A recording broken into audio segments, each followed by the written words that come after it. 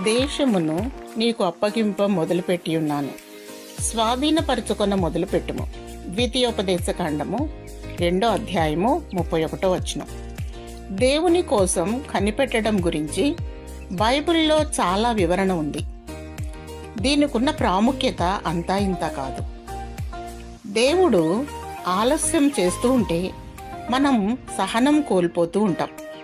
మన ప్రార్థనలకు జవాబు కోసం ఓపికతో కనిపెట్టలేం. మనము అడిగేవి పొందే వరకు మనకి చాలా సంవత్సరాల సిద్ధపాటు అవసరమైనప్పటికీ వెంటనే పొందాలని చూస్తాం.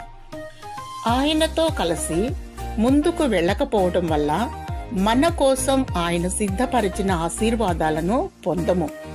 మనం చేయవలసిన పనిని ముందు మనం మొదలుపెట్టిన తరువాత మాత్రమే నెరవేరే దేవుని వాగ్దానాలు కొన్ని ఉన్నాయి.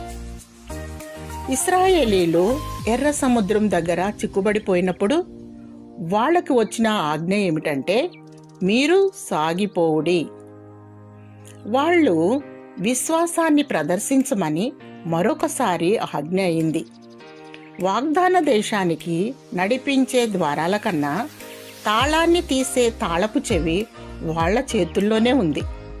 వాళ్ళు ఆ ద్వారాన్ని సమీపించి దాన్ని తెరిచేదాకా అది తెరుచుకోలేదు. ఆ తాళం చెవి విశ్వాసమే. ధైర్యముతో కూడిన నిరీక్షణతో ముందుకు వెళ్ళి నీ హక్కును దక్కించుకో. నేను ఇవ్వడం మొదలుపెట్టాను, స్వాధీనపరుచుకుంటా మొదలుపెట్టు. దేవుడు నిన్ను భద్రపరిచి నడిపించునుగాక. ఆమేన్.